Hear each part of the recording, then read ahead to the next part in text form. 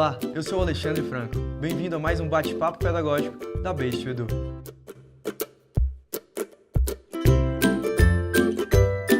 Muito tem se falado em metodologias ativas para um bom resultado pedagógico. A grande questão é saber ao certo como elas favorecem o processo de aprendizagem.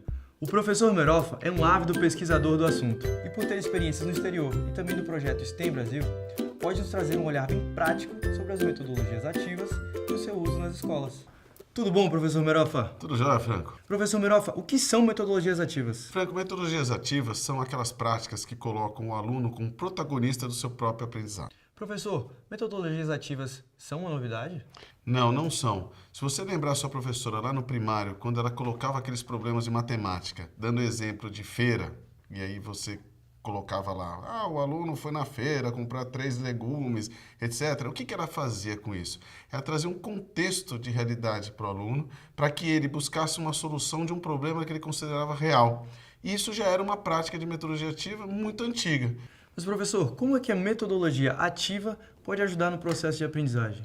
A partir do ponto que você coloca o aluno como protagonista do seu aprendizado, ele passa a ter muito mais interesse em buscar soluções e ele faz isso de uma forma muito mais leve e divertida. Isso torna o aprendizado de fato, que ele guarda esse conhecimento para o resto da vida dele. Legal, professor. Você pode nos dar um exemplo? Olha, se a gente fosse, por exemplo, ensinar um grupo de alunos a aprender a fazer arroz, qual seria o método tradicional? A gente escreveria na lousa uma receita de arroz, os alunos iriam copiar, nós poderíamos inclusive pedir para que eles estudassem essa receita, aplicar uma prova e grande parte dessa turma vai chegar no final e vai tirar uma boa nota na prova.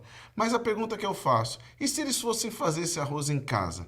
Você acha que ia sair como esse arroz? Bom, professor, sem a prática eu acredito que vai sair empapado ou então queimado, não é? Exato! Muito provavelmente ia ser esse o resultado. Agora, se a gente mudasse esse contexto, separasse esses alunos em grupos, colocassem vários fogões numa sala, por exemplo, entregasse os ingredientes básicos para o arroz, entregasse também para eles uma receita como base somente, e desse a liberdade, inclusive, para que eles pudessem usar as experiências que eles adquiriram com a mãe deles, com a avó deles fazendo arroz, e o professor passasse de estação em estação, olhando o trabalho dos alunos e corrigindo eventuais falhas, simplesmente no final do processo, a maioria dos grupos, ou praticamente todos, iriam chegar a um arroz, e muito provavelmente saboroso e soltinho. Eles teriam aprendido de fato a fazer arroz, ou seja, eles interiorizaram esse conhecimento, eles teriam uma aula que foi super divertida e poderiam replicar esse arroz para o resto da vida deles. Legal, professor.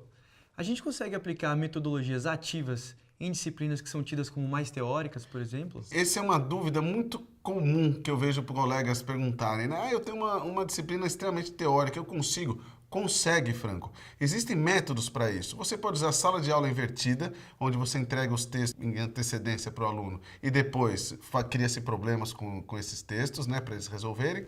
Ou ainda, você pode separar esses alunos em grupos e fazerem pedaços do texto para cada grupo e depois no final eles fazem uma troca e ainda conseguem resolver problemas. Isso tudo em sala de aula.